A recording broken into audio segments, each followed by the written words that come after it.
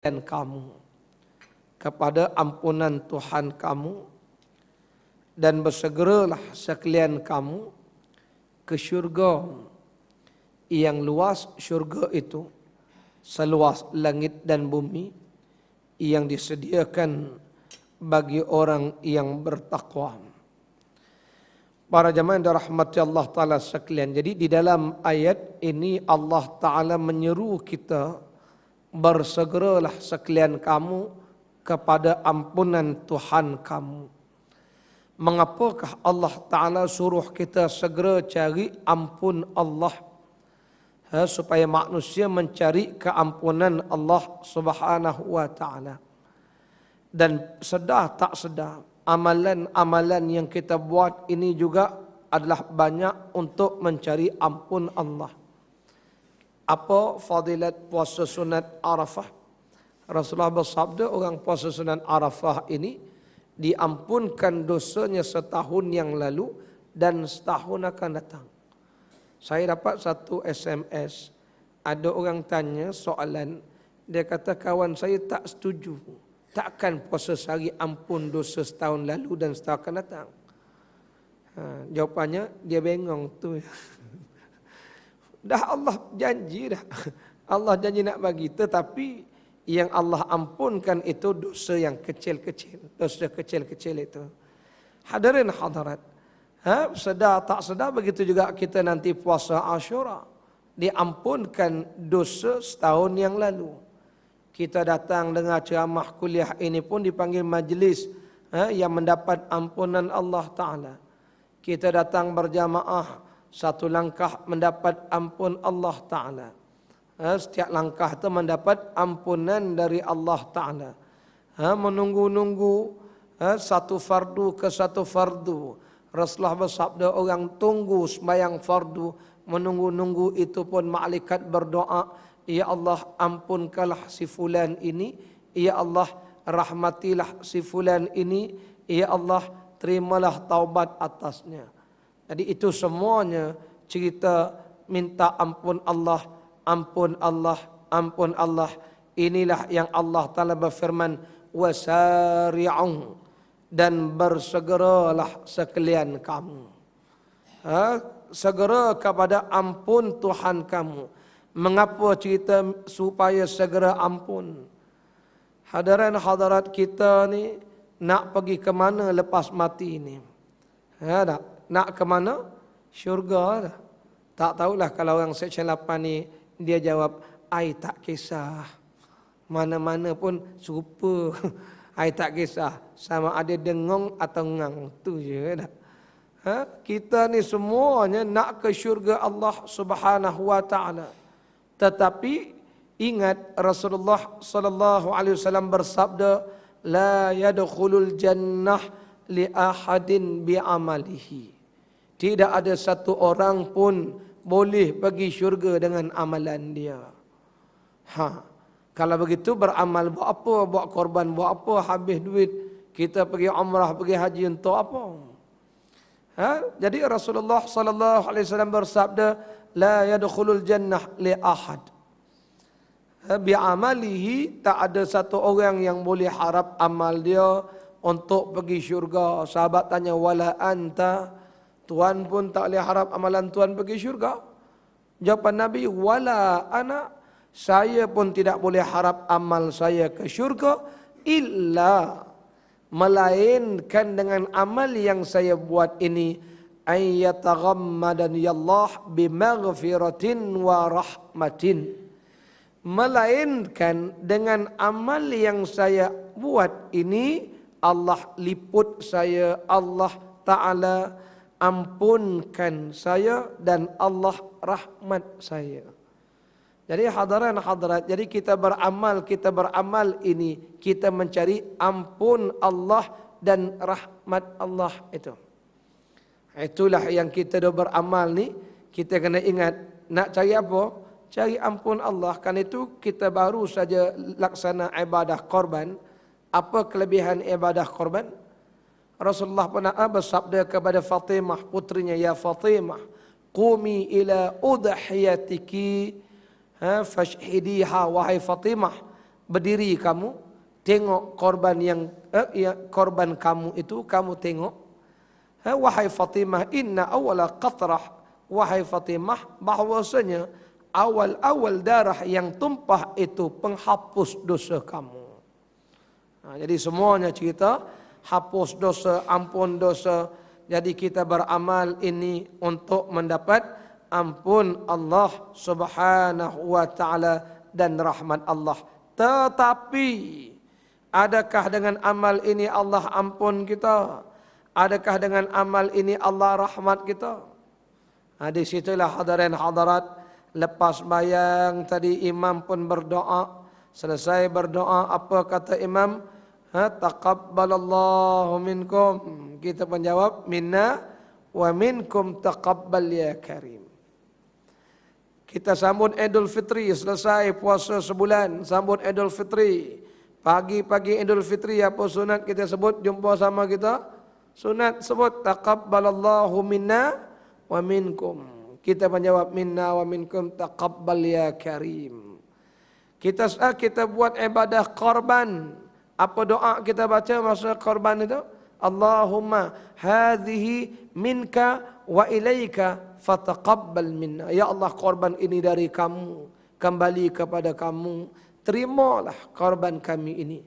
Jadi nak dapat ampun Allah, nak dapat rahmat Allah, dengan syarat Allah terima, Allah terima. Itulah yang kita sebut taqabbalallah,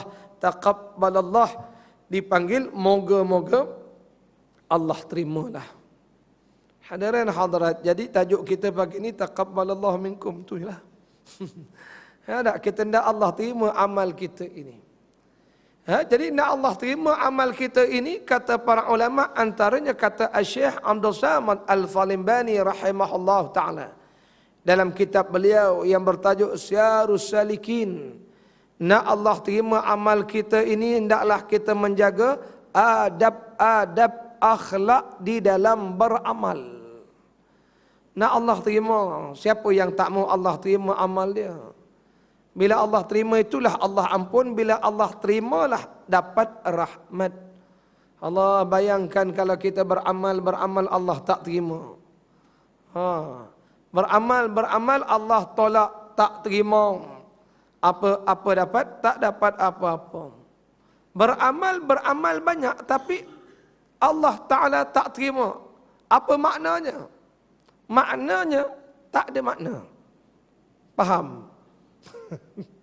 Ini pasal semua ngangguk bimbang ni. Maknanya tak ada makna beramal macam tu. Penat kita beramal lah. Jadi itulah. Jadi pagi ni cuba kita perhati beberapa adab. Maka itulah antara tujuan Allah utus Rasul. Innama bu'ithtu liutammima makarimal akhlak. Hanya saja saya ni diutuskan, sabda Rasul, hanya saja saya diutuskan untuk sempurnakan akhlak. Waktu kita ni 3 benda kena ingat. Akidah, ibadah, akhlak. Kadang-kadang akidah bagus, ibadah bagus, bayang, puasa bagus, berjemaah bagus, pakaian bagus, akhlak pula tak bagus. Pun tak ada juga. Tapi ada satu golongan pula. Ibadah fail, akhlak okey. Pakai kain terbelah. Tapi akhlak dia, nak minum apa bang? Tu kat GRO tu banyak. Tonton biasa pergi tak biasa? Layanan baik, dah lemah lembut, minum apa bang? Tapi bab sembahyang fail, bab pakaian fail. Tapi bab bahasa, akhlak, sopan, tumpang lalu ya bang ya. Itu yang tak nak balik suami-suami tu. Yang satu lagi pula, tudung okey, pakai okey, mayang okey. Bila minta order, nak minum apa? Perangai pula. Minum apa? Cepat sikit. Itu je. Tak lagi. Tunggu je. Bahasa pun tak ada.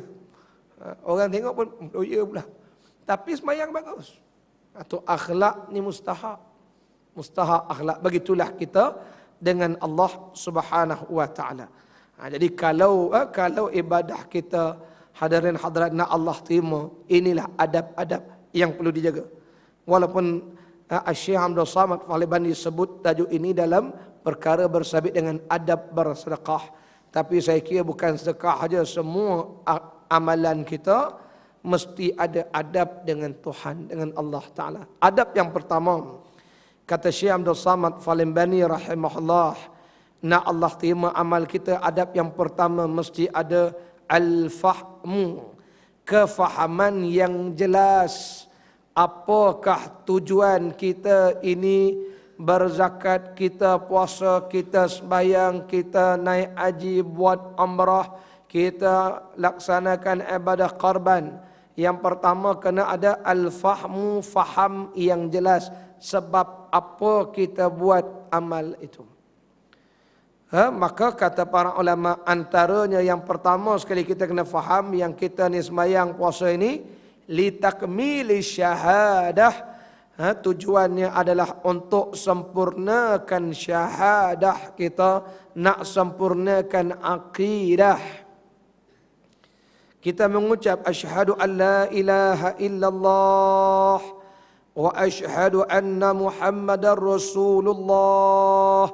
Aku bersyahadah, aku berakrar, berjanji setia, mulai saat ini tidak ada lagi Tuhan yang aku sembah, yang aku tunduk, yang aku taat, patuh, yang maha adil, maha bijak. Tidak ada Tuhan, Tuhan batu ke, Tuhan murugan ke, Krishna ke, Tuhan kayu ke, tidak ada Tuhan illa kecuali Allah saja yang saya nak sembah, yang saya nak taat, patuh, tunduk itu.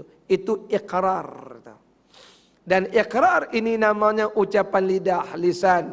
Dan ulama mengatakan itu dipanggil amal zahir. Jadi iman ni dia tak sempurna kalau amal zahir saja. Dia mesti ada amal batin. Sembahyang pun amal zahir, puasa amal zahir. Amal zahir ni banyak, amal batin. Amal batin ini amal hati. Sebab tu orang sembahyang ni datang daripada mana? Hati. Lepas tu tuan-tuan sampai surau masjid ni. Pasal hati ni memang nak sembahyang. Tak payah disuruh. Itu namanya amal batin. Bila amal batin bertemu dengan amal zahir, inilah namanya sempurna syahadah, sempurna akidah. Ada juga orang sembahyang bukan daripada hati. Ada. Isteri dia pun hairan. I tak pernah tengok you sembahyang hari ni, you sembahyang. Abah datang. Rupanya dia sembahyang bukan dari hati dia, pasal pak mertua dia ada aja. Abah datang, saya malas abah ni bising-bising kang. Tengok saya tak sembahyang. Orang macam ni rupanya sembahyang bukan dari hati. Sembahyang itu namanya lakon, berlakon saja. Allah. Tak pernah datang surau, tengok datang surau. Tak? Rupanya YB ada. Dulu memang kampung saya lah. Kampung tuan-tuan saya tak tahu. Kampung saya. Semua kain gombang apa nama? Kain sampin. Rupanya tu dia. Selama-lama ni duduk kampung tak pernah datang surau masjid pun. Rupanya datang ada makna. Tak pernah turun surau ada. Kata anak buah dia tak pernah. Kami tengok bos turun. Hari ni big boss ada. I malas dia bising-bising tau. Turun juga dia. Turun itu bukan dari hati dia. Turun itu berlakon. Orang begini tuan-tuan zaman Nabi SAW pun ada. Ada orang macam ni zaman Nabi. Sembahyang belakang Nabi berlakon. Menunjukkan kebaikan depan Nabi. Malah bila jumpa Nabi, mereka cukup dahsyat. Allah sebut dalam Quran perangai mereka. Idza ja'akal munafiqun qalu nashhadu innaka la Rasulullah.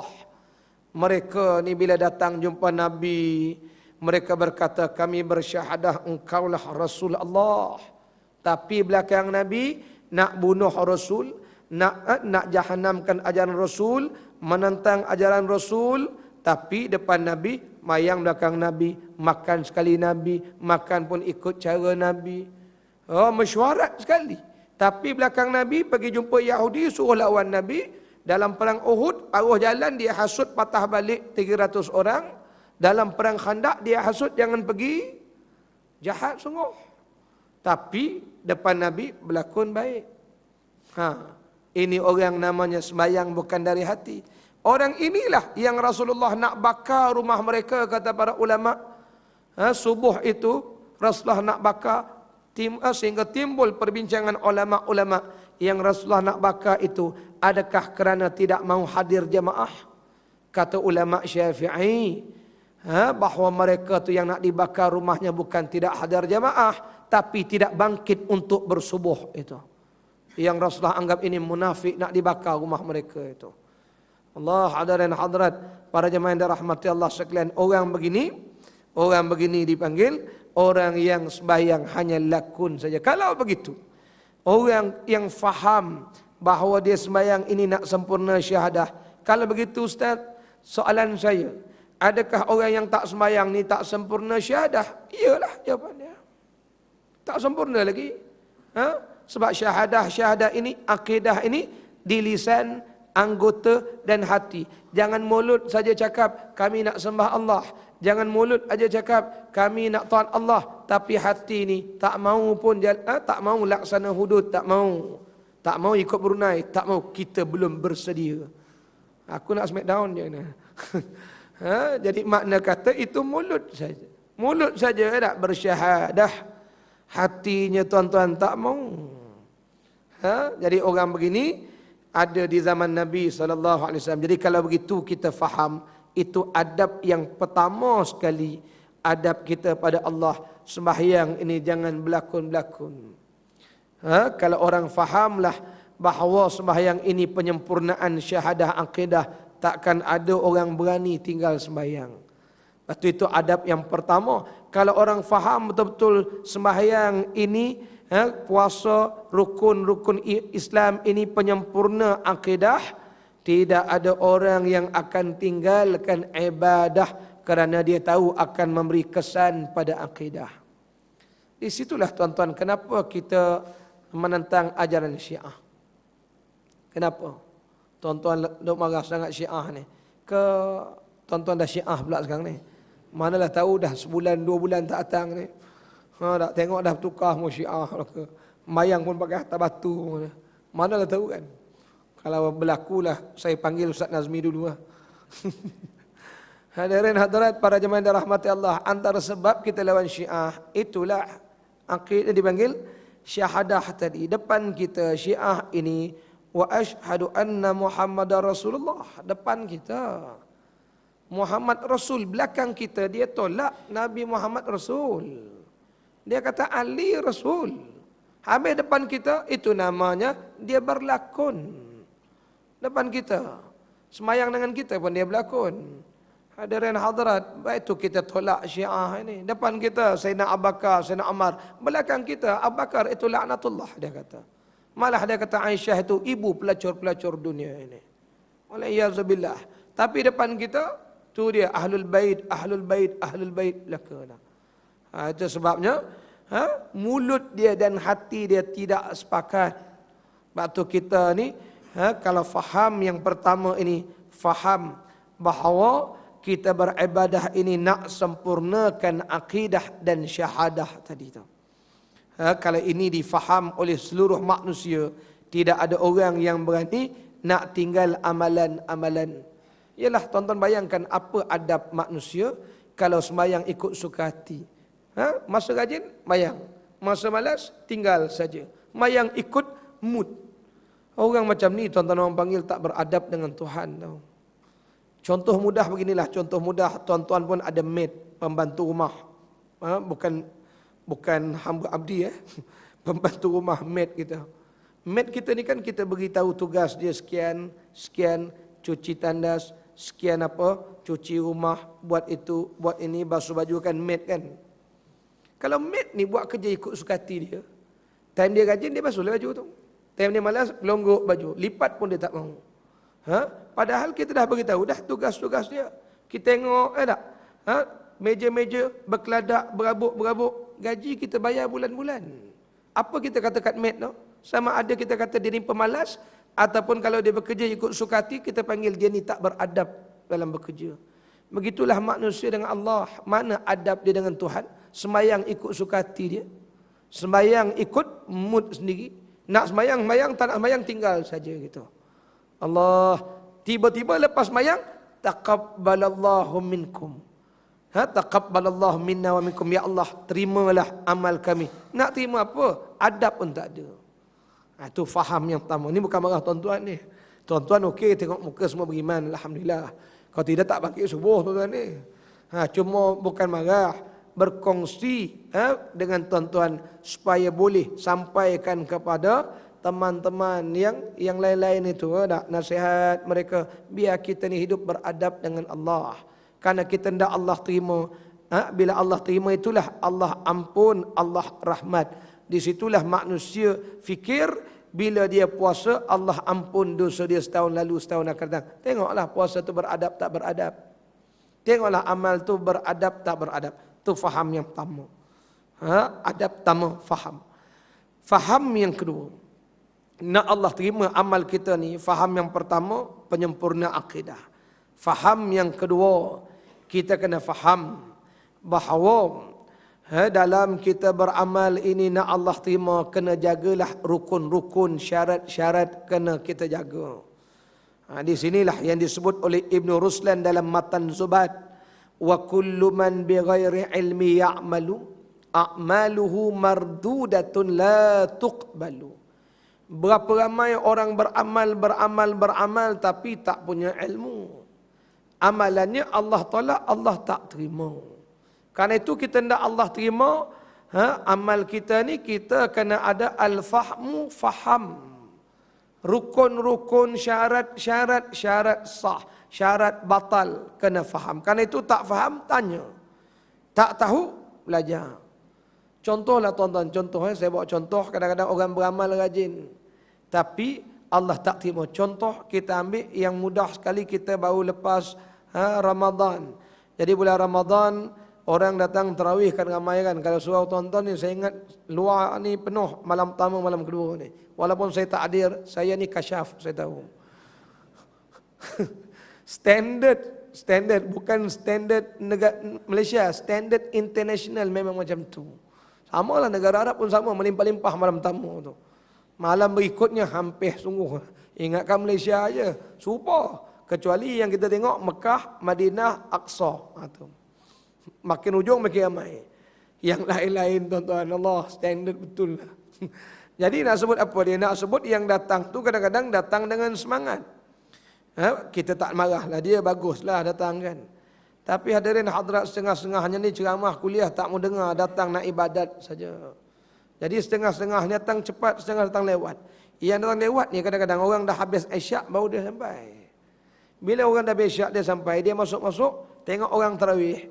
Dia bayang tarawih, anak dia tanya, "Bah, tak isyak ke bah?" Alah, nantilah tarawih dulu lah, balik isyak. Soalan saya, habis 8 rakaat, habis 20 rakaat. Soalan saya, sah atau tak sah dia punya tarawih? Tak sah. Walaupun dia rajin buat sampai 20 rakaat. Itu kerana dia kena faham bahawa syarat sah tarawih mestilah selepas solat fardu isyak. Itu syarat. Itu contoh kalau kita tak faham, beramal rajin Allah tak terima amal itu. Nampak? Itu sebabnya kena faham. Jadi bila kita faham sembahyang tarawih mesti selepas fardu isyak. Soalan yang kedua, bagaimana Ustaz kalau sekiranya saya musafir Ustaz? Tadi saya pun buat jamak takdim. Saya sembahyang maghrib, habis maghrib saya sembahyang isyak. Saya musafir Ustaz. Jadi isyak boleh main jamak takdim, habis sembahyang maghrib, sembahyang isyak, belum pukul 8 lagi. Soalan, boleh tak saya sembahyang tarawih? Isyak tak masuk. Jawapannya, oleh kerana syarat sah tarawih selepas solat fardu isyak, maka jawapannya sah dia tarawih. Walaupun belum masuk isyak. Dengan syarat sudah sembahyang fardu isyak. Itu namanya faham. Bila faham, barulah kita jelas bahawa walaupun belum masuk isyak, asalkan dah sembahyang fardu isyak, tetap boleh. Kalau begitu, ada orang yang tak sembahyang isyak, tetap tak boleh tarawih. Itu contoh. Contoh pertama. Contoh kedua. Nak tengok macam mana orang beramal rajin tapi Allah tak terima amal dia. tak dapat mengampun dosa dan mendapat rahmat Allah. Hadirin, contoh yang kedua, kita belajar dalam bab wudu. Sunat ambil wudu ni, sunat membasuh 3 kali anggota wudu. Jadi kita faham sunat basuh 3 kali. Kita membasuh muka 3 kali, tangan 3 kali supaya hasil sunnah dan sunat. Tapi dia baca kitab, dia baca sendiri. Dia kata sunat membasuh 3 kali anggota wudu. Dia pun basuh muka sekali, tangan sekali, kepala sekali, telinga sekali, kaki. Diulang kali kedua. Muka, tangan, kepala, telinga, kaki. Sebab dia baca buku itu sunat ulang 3 kali. Soalannya dapat pahala tak? Tak dapat. Walaupun dia basuh 3 kali. Itu namanya kerana tak faham tadi. Yang kita tak tahan dengar tu, sudah diambil 3 kali, batal wuduk dia kerana kentut. Orang kata, tak ambil wuduk balik. Ambil 3 kali. Batal 1, spare part ada 2. Macam? Hebat. Okey, itu contoh. Banyak lagi tuan-tuan nak buat contoh. Ya, batu mustahak ilmu ni.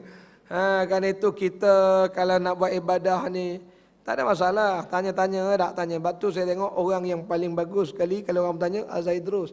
Apa saja soalan semua dia jawab. Kan bagus. Walaupun soalan tu kadang-kadang kita nampak simple. Simple itulah namanya orang nak tahu. Sebab bukan semua orang tahu. Sebab tu jangan marah kalau dia jawab soalan. Sampai orang tanya Zaidrus, kenapa kereta ustaz accident, kereta ustaz kemik sikit, kereta orang tu kemik banyak? Tu pun orang tanya. Punya orang nak tahu. Dia jawab, dia layan. Okey tu. Allah, kalau tidak tuan-tuan, sebab dulu masa belajar saya ingat, pernah dalam kelas, satu budak Arab ni tanya soalan pada Syekh. Soalan yang memang kita panggil very simple. Jadi budak-budak yang lain gelak. Syekh tu marah budak-budak ni. Pasal apa yang antum gelak? Dia tanya soalan bagus lah, dia tak tahu. Kalau dia tak tahu, dia tak tanya. Dia dalam jahil, ente nak tanggung dosa. Sejak hari tu semua senyap. Rupanya betul juga tak? Dia tak tahu. Sebab tu tengok soalan-soalan yang ditanya oleh sahabat-sahabat. Kadang soalan simple-simple saja. Sebab tu kita kalau orang bertanya, maknanya hadirin hadirat, itu ilmu. Sebab tu orang bertanya ini as-soal nisfu ilmi. Orang bertanya itu sebahagian daripada ilmu. Okey. Kalau tak faham susah juga. Makan itu kalau pergi haji, kalau pergi umrah dia ada mutawif, dipanggil pembimbing haji. Memang pembimbing haji ni dibayar gaji untuk tanya soalan. Sebab tu kalau tak ada soalan, sonok kita. Relax ya. Pasal apa? Dah orang tak tanya. Ada. Itu sebabnya. Dan kadang-kadang kalau tak ada ilmu ni, amalan kita, masa satu hari tu, contoh, kalau tak ada ilmu ni. Jadi kita tanya pada jemaah tu, nak pakcik ni buat haji apa? Haji ifrat ke, kiran ke, tamattu'? Apa dia jawab? Pakcik buat 3 sekaligus. Lagi senang dia kata. 3 sekaligus. Confirm orang tua ni tak ikut kursus. Dia buat haji 3 sekaligus. Allah harap. Jadi makna kata apa dia? Makna kata faham tu. Baik, itu adab yang pertama. Adab yang kedua. Kita hendak Allah terima amal kita ni hadirin hadirat. Adab yang kedua, sebagaimana firman Allah dalam Quran surah Ali Imran ayat 133 tadi, wasari'u ila maghfiratin min rabbikum, dan bersegeralah sekalian kamu kepada ampunan Tuhan kamu. Jadi antara adab kita nak Allah terima amal kita ini, sebagaimana satu hari Rasulullah bersabda kepada Sayyidina Ali, wahai Ali, 3 perkara hendaklah disegerakan. Pertama, 3 perkara disegerakan. Pertama, sembahyang bila sudah masuk waktu. Yang kedua, segera nikahkan anak dara kamu. Bila sudah bertemu, jodoh yang sekufu, yang setanding dengan dia, segerakan. Yang ketiga, jenazah bila sudah disempurnakan, segerakan. Kalau begitu hadirin hadirat, 3 perkara ni Rasulullah segerakan. Antaranya sembahyang. Soalnya Ustaz, soalnya waktu pagi ni rancangan kita Ustaz tanya, Ustaz jawab, tuan-tuan dengar aja. Ya, soalnya Ustaz kata segera. Ustaz kalau ceramah maghrib, pukul 9 baru sembahyang. Itu soalan. Kalau kuliah zuhur, pukul 2 baru sembahyang zuhur. Macam. Hadirin hadirat, benda segera ni namanya benda subjektif. Ya. Dan bila kata segera ini kita kena ingat yang dimaksudkan oleh Rasulullah segera itu ialah on time, di dalam waktunya. Dalam waktu. Dan bila kata segera ini ulama fiqh Syafi'i membahagikan waktu solat ini kepada 8 macam waktu. Kita solat ni ada 8 waktu. 8 macam, 8 jenis. Karena itu dipanggil ada waktu uzur, ada waktu darurah, ada waktu harus, ada waktu makruh. Baik. Yang dikatakan segera ni antaranya waktu terbaik, waktu fadilah. Waktu fadilah ni waktu terbaik. Waktu terbaik ini ulama fiqh sebut 3/16 daripada waktu solat. 3/16 kecuali maghrib. Maghrib dia ada satu waktu ya. Maghrib ni waktu fadilah jadi ada. Okey, waktu maghrib dia sangat ringkas masa dia. Baik, yang lain-lain disuruh segera ni 3/16 ni 3/16 namanya waktu terbaik, waktu fadilah. Jadi kalaulah kita ambil Isyak masuk 8 suku sekarang. Subuh masuk 5.45, ada 9 jam setengah. 9 jam setengah bagi dengan 16, 3/16 itu waktu terbaik, waktu fadilah.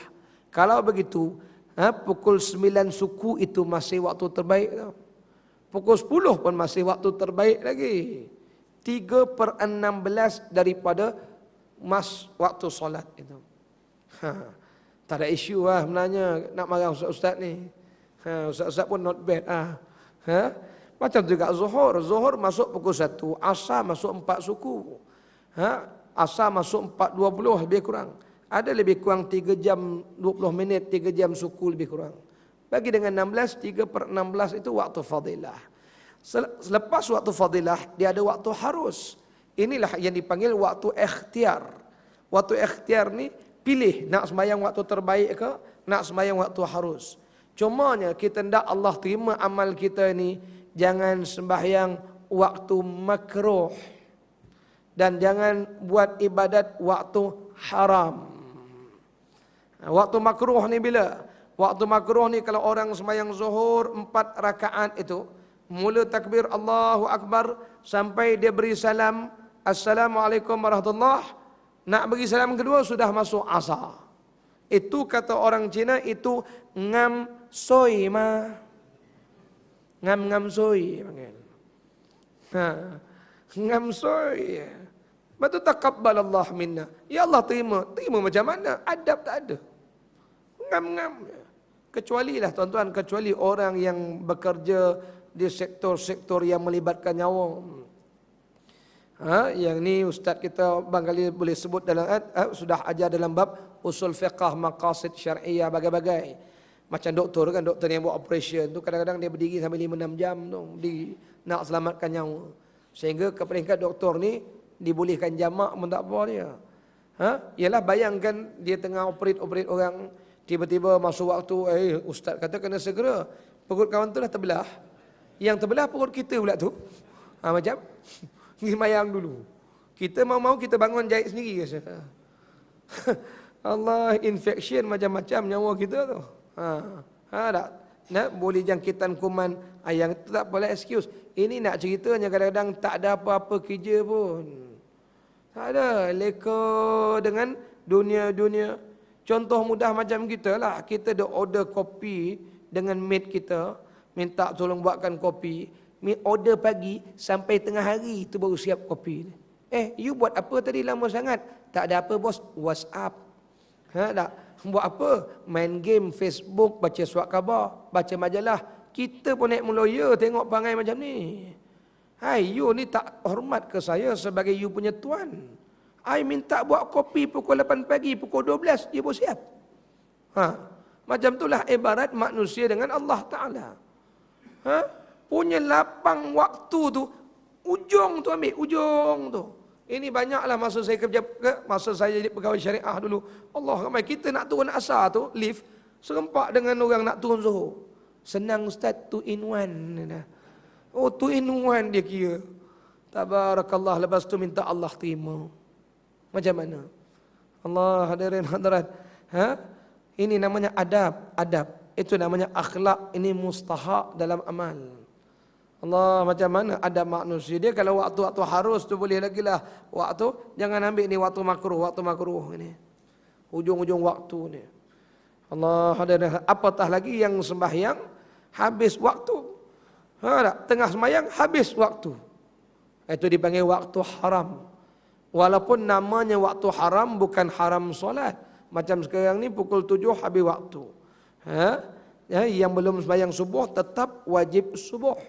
Tapi melambat-lambatkan itu tanpa sebab namanya haram. Macam tu jugalah kita dalam ibadat-ibadat yang berwaktu ni. Puasa pun dia ada waktu fadilah dia kan, bayar dipanggil berbuka. Lepas tu kita disuruh segera berbuka. Jangan kita nak tunjuk baik, dah masuk maghrib, kenapa tak buka? Kita tunggu isyak lah, lebihkan sikit. Makruh tu, Allah benci amal macam tu. Itu yang menyebabkan tak diterima amal dia, tak dapat ampun Allah. Batu Nabi suruh kita, dia panggil lewatkan sahur, segerakan berbuka. Itu namanya nak dapat ampun Allah. Kena buat dipanggil on time, orang panggil punctual lah tak? Ikut dalam schedule yang telah ditetapkan, itu barulah namanya hamba yang soleh. Ini nak dapat ampun Allah, nak Allah terima amal kita. Begitu juga dengan zakat. Kan itu zakat pun dia ada tempoh waktu dia. 1 Ramadan sudah boleh bayar zakat. 2 Ramadan, 3 Ramadan sudah boleh bayar zakat. 29 Ramadan boleh bayar zakat. Tetapi waktu fadilah, waktu afdal bayar zakat bila? Pagi hari raya itu. Itu yang dikatakan waktu fadilah, waktu terbaik, ini benda subjektif. Walaupun 1 Ramadan sudah boleh bayar zakat, tapi waktu terbaik bayar zakat pagi hari raya. Sehinggalah khatib naik mimbar. Itu tempoh afdal, tempoh terbaik bayar zakat fitrah. Bila khatib naik mimbar, waktu terbaik itu, waktu afdal itu sudah tamat. Tetapi bagi orang yang belum bayar zakat, zakat fitrah tetap wajib dibayar. Oleh kerana khatib sudah naik mimbar, tunggulah khatib turun mayang. Bila khatib turun baru nak bayar zakat, itu namanya waktu makruh. Bila kata makruh bukan tak boleh bayar zakat, zakat fitrah tetap wajib dibayar. Oleh kerana khatib dah turun mimbar, waktu tu makruh. Yang dikatakan makruh itu ialah perbuatan melambatkan bayar zakat fitrah. Kalau begitu macam mana Allah nak ampun dosa? Main tangguh-tangguh. Sampailah maghrib hari raya pertama tu. Lepas khatib turun mimbar, sampai maghrib, itu waktu makruh. Masuk maghrib, zakat fitrah tak bayar, tetap wajib bayar. Tapi dah masuk maghrib, namanya waktu haram. Haram. Allah, kalau haram tuan-tuan lagi, Allah tak terima amal begitu. Itu cerita, kita hendak Allah terima amal kita, hendak amal kita dapat ampun Allah, rahmat Allah. Begitu juga cerita hari Jumaat. Hari Jumaat pun sama juga. Kita datang Jumaat kan, satu Jumaat ke satu Jumaat penghapus dosa. 1 Ramadan ke 1 Ramadan penghapus dosa. 1 Jumaat ke 1 Jumaat penghapus dosa. 1 fardu ke 1 fardu sabda Nabi penghapus dosa, selama mana hamba itu menjauhi dosa-dosa yang besar. Hadirin hadirat, imagine Jumaat ke Jumaat penghapus dosa, tapi dengan syarat Allah terima Jumaat kita. Maka itulah Allah berfirman dalam Quran, fas'au ila dzikrillah wa dzarul bai'.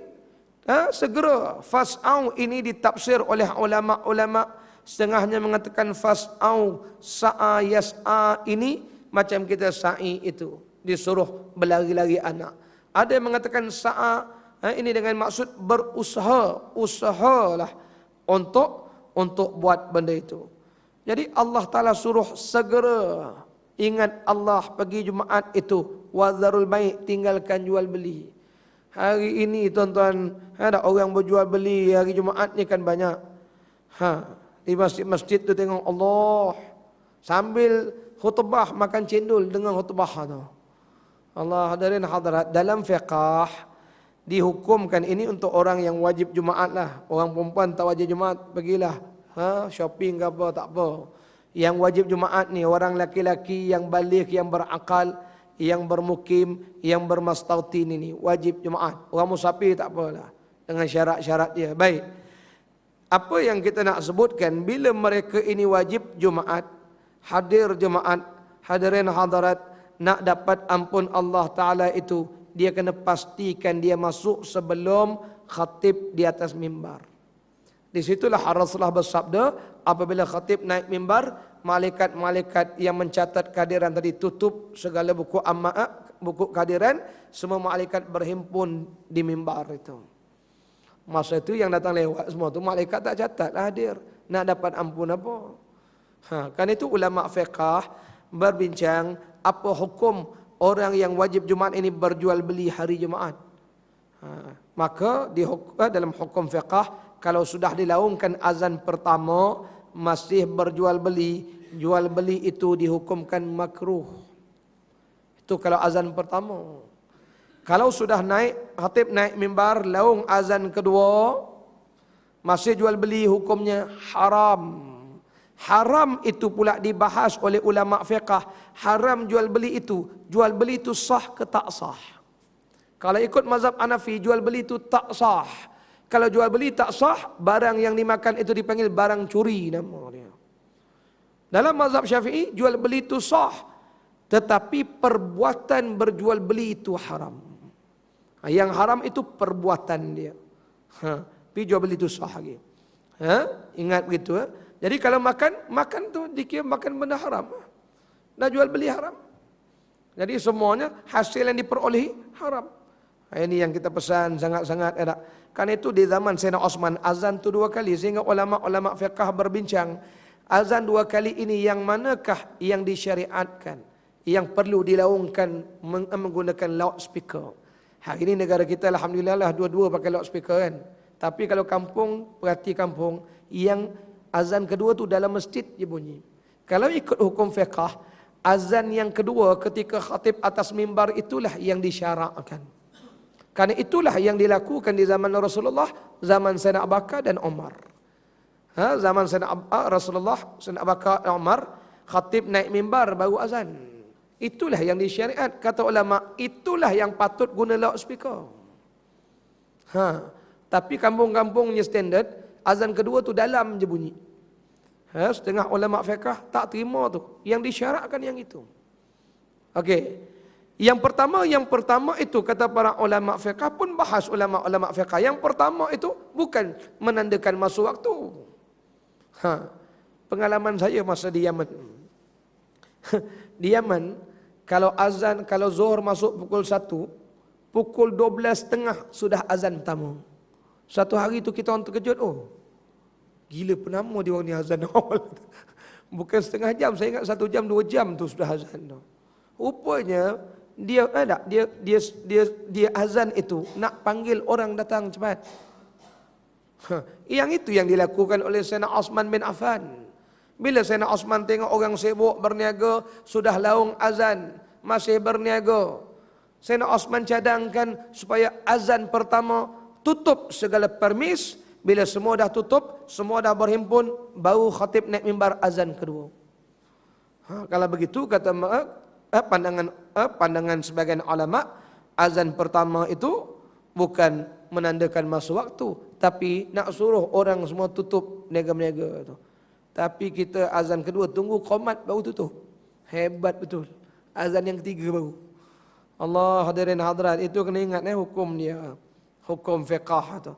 Betul nak minta Allah terima, nak ampun dosa macam mana? Orang khutbah pun masih duduk luar makan cendol, makan apa nama tu, ojak. Tempat tonton saya tak tahulah.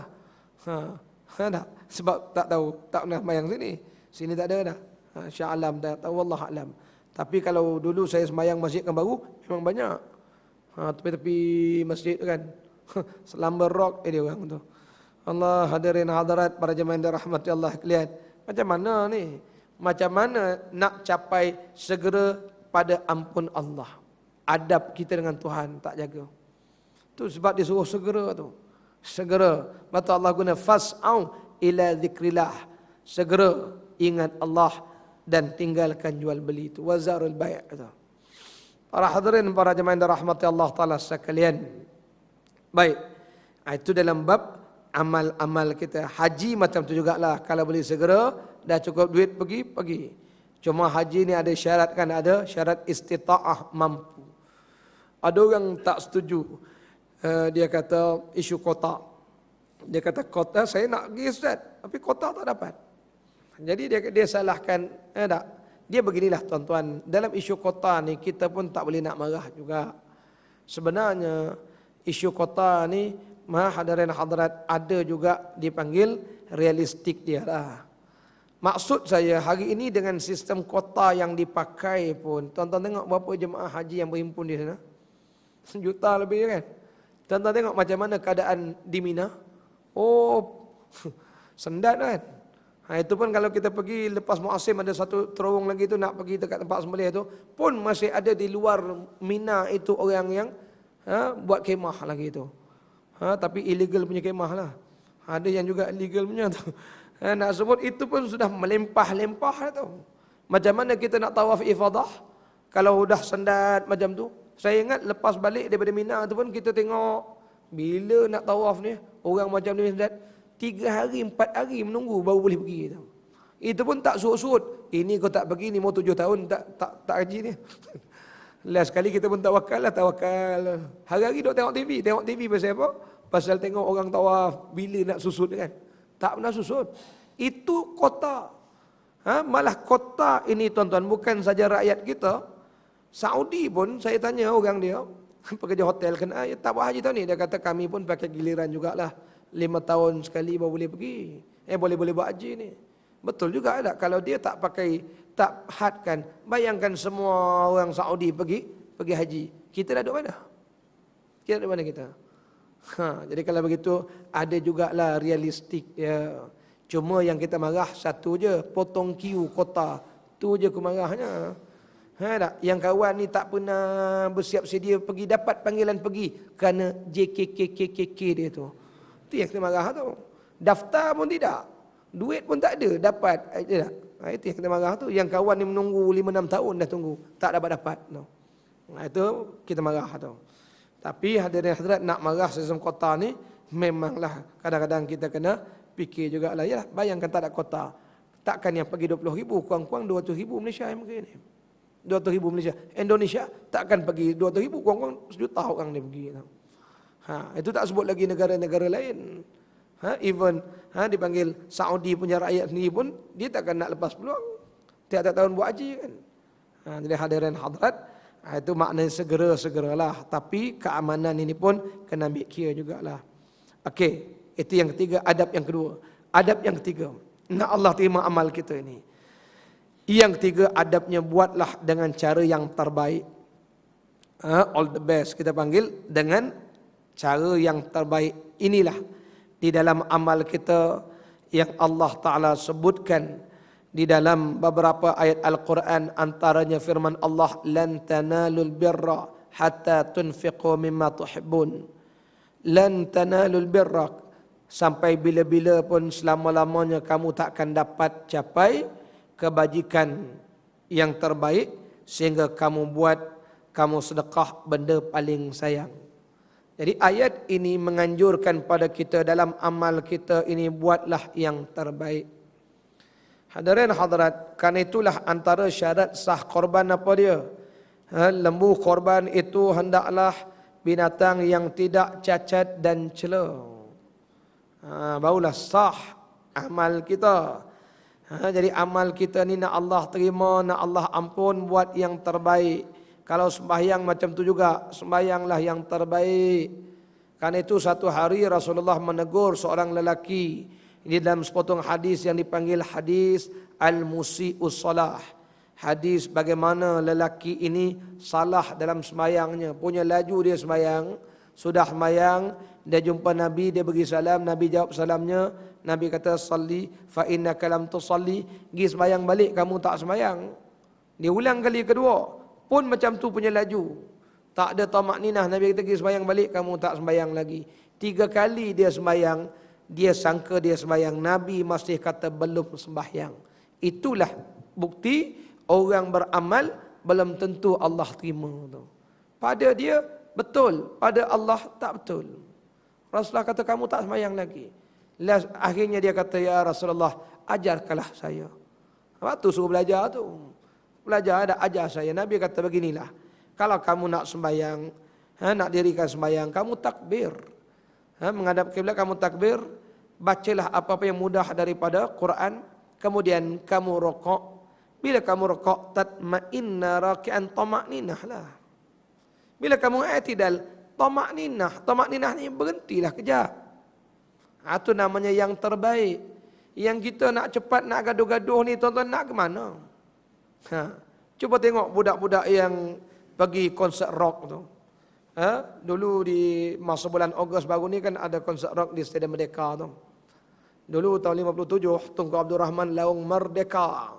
Merdeka situ. Tahun 2013, Metallica situ. Konsert Metallica. Allah, saya nak sebut satu je. Saya nak sebut budak-budak tu. Memanglah Nabi sebut, kalau kita buat sesuatu itu, Nabi sebut, yang Rasulullah suka, ayyutkina, buat sungguh-sungguh. Jadi kita kalau ibadah ni buat sungguh-sungguh. Kalau sembahyang subuh ni 2 rakaat ni, imam baca panjang sikit, tuan-tuan agak berapa minit tadi sembahyang? 5 minit, 10 minit je. Tak lama pun, itu 10 minit sembahyang bukan berdiri. Budak-budak pergi konsert rock tu 2 jam, 3 jam diri tau. We want rock you. Tuan-tuan tak pernah pergi kan? 3 jam. Berdiri, soft depan pun sekali tu. Mana ada soft belakang? Semua soft depan tu. Allah, tuan-tuan 2 jam diri tu. Jadi kalau kita lah 10 minit, bukan berdiri sembahyang, berdiri tak lama. Kejap je. Kita pun imam Allahu Akbar. Imam baca surah Bismillahirrahmanirrahim. Inna. Makmum belakang dah resah. Ni inna anzalna ni. Panjang ni. Imam pun inna a'tayna. Makmum belakang alhamdulillah. Sujud syukur makmum. Alhamdulillah makmum Musa. Allah, tuan-tuan, tabarakallah. Baguslah. Ya, tapi buat yang terbaiklah. Buat yang terbaik. Hadirin hadirat tak? Ini namanya kita hendak Allah terima, buat yang terbaik. Macam tu juga korban tuan-tuan. Saya tengok korban sekarang ni lembu kecil-kecil tak? Yalah nama macam mana Ustaz, 400,500 darab 7 lebih kurang 3,000 lebih, itulah saya dapat grade C. Batu tuan-tuan, kalau duit banyak, buatlah yang grade A punya, bersalahnya. Grade A 4,900. 4,900 bagi 700 satu bahagian. Besar-besar ke tak? Buat yang terbaik. Batu Nabi pun ajar kita, azimu dhahayakum, gemukkan korban kamu. Gemukkan korban kita. Jadi buatlah yang terbaik kan. Duit pun kan tak ada banyak kan tak? Allah hadirin, tak ada duit, sport rim baru. Duit tak ada tak? Astro bulan-bulan tak pernah miss bayar. Astro kalau ambil yang basic pun RM40 tuan-tuan. Setahun darab 12 RM480. Macam. Allah nak buat yang terbaik. Kalau satu bahagian RM700 kira murah tu. Buat grade A punya lembu kan. Sebab tu ada setengah surau saya tengok masjid, dia buat kategori. Siapa nak grade A, siapa nak lembu grade B, grade C. Buat yang terbaik. Barulah kita tengok, bukan kita nak bangga kerana nak mencapai sunnah Nabi. Kalau buat sesuatu ayyutkina, buat dengan sungguh-sungguh. Kalau Nabi pun ajar kita, kalau kita nak korban, gemukkan korban-korban kita, terpilih yang gemuk-gemuk itu. Jadi kita bukan nak tunjuk banyak duit, tapi nak capai sunnah Nabi SAW itu. Itu namanya buat yang terbaik. Malah kalau 700 tu tuan-tuan, saya cerita budak rock yang pergi konsert rock tu, budak-budak tu, yang datang daripada Johor Bahru, tiket tu agak-agak berapa ratus lah. Tonton pergi tu lagi tiket berapa ratus. Ambil lah tiket ni, saya ingat lah kalau konsert lah 150 ke 200 lebih kurang lah. Kita ambil lah 150 ke 200. Tambang daripada Johor, daripada Singapura, daripada Melaka, daripada seluruh Malaysia apa. Tak sebut lagi sewa hotel. Tak apa brother, demi perjuangan kita brother. Kita kena korban. Oh geram aku tengok. Habis 500-600 untuk itu. Sanggup dia korban untuk perjuangan dia. Kita untuk perjuangan kita yang baik ni. Lebih dari itu. Itu tak sebut lagi yang pergi Formula 1 tu. GP motor tu. Duduk atas rumput itu 150 tu. Atas rumput. Belum grandstand yang 400-500 tu. Atas rumput tu. Aircon dah lah tak ada, bawah matahari. Kita pula laju. Habis beratus-ratus habis. Bengong betul tu. Tak apa, seronok demi seronok kita. Oh, dahsyat dah. Allah, macam mana untuk agama nak cincai banjai. Tu kita betul untuk agama lebih-lebih lagi lah. Allah ni bukan apa tuan-tuan, ada hadrat bab kita ndak Allah terima. Biar Allah terima amal kita ni buat sungguh-sungguh nah. Mayang macam tu juga ada. Rokok lah pelan-pelan. Subhana rabbil azim ya bihamdi. Subhana rabbil azim. Sujud. Subhana rabbil. Ini sujud. Subhanallah. Aja. Rabbi fili warhamni pani. Rabbi fili warhamni ajburni wafa'ni pani. Itu ya. Dia pun tak tahu apa dia baca. Sami Allah liman hamid dalam al-qalham. Allah, kadang-kadang kita tengok, dahsyat sungguh. Sungguh. Orang kita baca Sami Allah liman hamidan labanal kalam. Kita kata apa dia baca ni? Labana. Dia pun tak tahu apa dia baca. Pasal nak cepat punya kes. Allah hadirin hadirat. Lepas tu minta Allah terima. Ini namanya adab kita buat yang terbaik. Kan itu dalam bab puasa, dalam bab mayang, dalam bab haji. Batu haji pun Nabi suruh buat yang terbaik. Maka haji, umrah nak terbaik apa Nabi pesan? Tibil kalam. Jaga mulut Nabi kata. Cakap yang elok-elok je. Allah sebut wala rafas, wala fusuq, wala jidal. Jangan cakap yang lucah-lucah. Jangan cakap dipanggil. Jangan berkelahi bertengkar. Jangan nak bergaduh. Jangan nak dipanggil. Wala rafas, wala fusuq. Jangan buat kerja fasik. Ini Nabi pesan mulut. Itu dalam bab yang haji. Dalam bab umrah. Kalau dalam bab-bab yang lain, begitulah buat yang terbaik. Betul saya tak? Budak-budak saya kadang-kadang tengok, kita pun tengok dia orang punya mujahadah kuat daripada kita lagi. Mujahadah dia berdiri 2 jam, 3 jam. Itu pun dah 3 jam dah habis sampai pukul 11, 11.30. Dipanggil band rock ni dah nak balik. Itu pun dia orang tahan. One more brother, one more. Menonton dahsyat tu. One more dah berdiri 3 jam, one more lagi. Kata dia, dia pun layan dah menonton kan. Jamming lagi. Habis jamming dah kawan tu. Tonton tahu jamming kan? Ialah cakap dengan surau mana tahu semua kan. Jamming, habis jamming. Habis, one more lagi, one more brother, one more.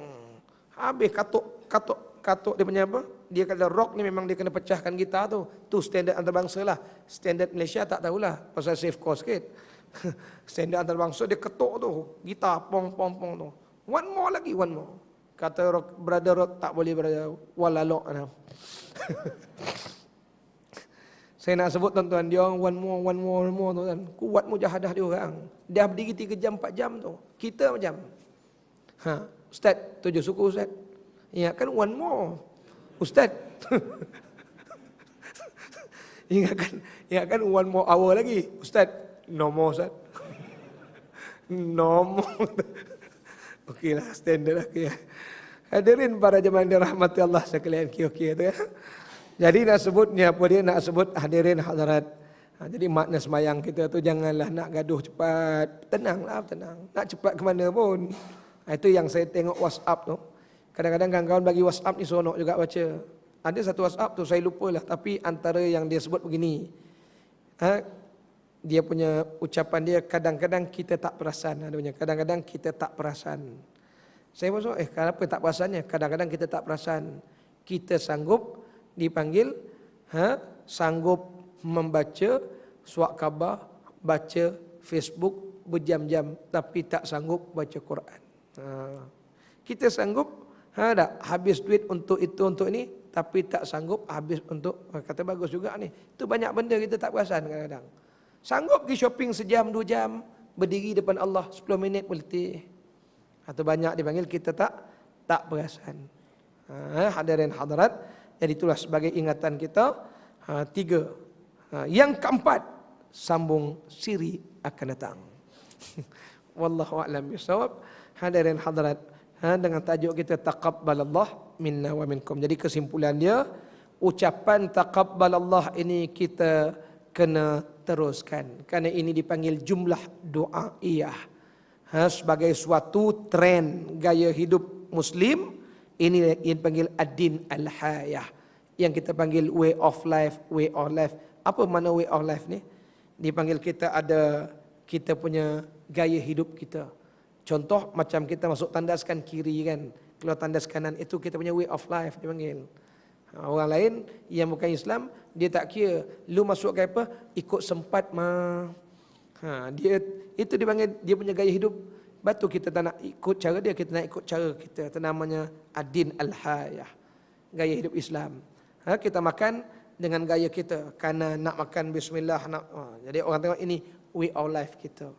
Begitulah dalam ibadah kita, antara benda yang baik ialah way of life kita yang Nabi suruh buat ialah saling doa mendoakan. Jadi taqabbalallah ini adalah dipanggil doa sama-sama kita. Yang memang Rasulullah, batu orang Arab kalau jumpa sama mereka, mereka memang selalu doa mendoakan. Antara yang gaya hidup Islam yang Nabi ajar ialah ad-din an-nasihah. Jumpa sama sendiri, nasihat menasihati. Di situlah kata Syekh Wahbah Zuhaili, penutupnya kata Syekh Wahbah Zuhaili, kerana dalam tafsir surah Al-Asr, kenapa kita diajar oleh Syekh Syahid Imam Hasan Al-Banna dalam usrah, lepas habis program baca surah Al-Asr. Yang ini orang kata bid'ah kan. Kata Syekh Wahbah, rupanya amalan ini dilakukan oleh sahabat-sahabat. Sebab sahabat-sahabat ni bila nak amalkan ad-din an-nasihah, gaya hidup Islam ini ialah nasihat menasihati. Jadi antara cara mereka nasihat, ingatkan tentang orang yang beruntung. Semua manusia rugi kecuali 4 golongan ni. Jadi nasihat sama dia. Jadi kalau sahabat jumpa sama sendiri, mereka akan baca untuk mengingatkan kita nak masuk golongan. Itu datangnya cerita kenapa kita disuruh baca surah Al-Asr, supaya namanya nak jadikan budaya ingat mengingatkan. Wallahu a'lam bishawab. Jadi jadikanlah budaya kita doa mendoakan ni, antaranya ialah taqabbalallah, taqabbalallah, taqabbalallah ini. Sekali itulah saya rasa hadirin hadirat, mudah-mudahan dirahmati Allah Taala sekalian, dan semoga Allah terima amal kita ini, dan dengan amal yang Allah terima moga-moga Allah ampun dan rahmat kita, dan dengan cara itu mudah-mudahan kita masuk dalam syurga Allah Subhanahu wa taala. Sekadar itu sajalah ya. Oleh kerana tak ada soalan, terima kasih diucapkanlah. Dia kuliah subuh ni tak boleh ada soalan ya. Dia nak soalan kuliah maghrib tu je. Wallahu a'lam bishawab.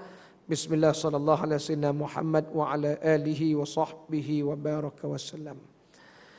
Bismillahirrahmanirrahim. Alhamdulillahi rabbil alamin. Wassalatu wassalamu ala sayyidil mursalin. Sayyidina Muhammadin wa ala alihi wa sahbihi ajma'in. Allahumma anfa'na bima 'allamtana wa 'allimna bima yanfa'una wa zidna 'ilman nafi'a ya arhamar rahimin. Allahumma ya Allah, berilah manfaat di atas ilmu yang kau ajarkan kepada kami, dan ajarilah kepada kami ini ilmu-ilmu yang bermanfaat, dan tambahilah kepada kami ilmu yang bermanfaat. Allahumma ja'al jam'ana hadza jam'an marhumah. Ya Allah, jadikanlah perhimpunan kami di pagi ini perhimpunan yang kau rahmati. Wa tafarruqana min ba'dihi tafarruqan ma'suma, dan jadikanlah perpisahan kami selepas ini perpisahan yang terpelihara daripada maksiat dan dosa. Wa sallallahu ala sayyidina Muhammad wa ala alihi wa sahbihi wa baraka wa sallam. Walhamdulillahi rabbil alamin. Fataqabbalallahu minna wa minkum. Subhanakallahumma bihamdika asyhadu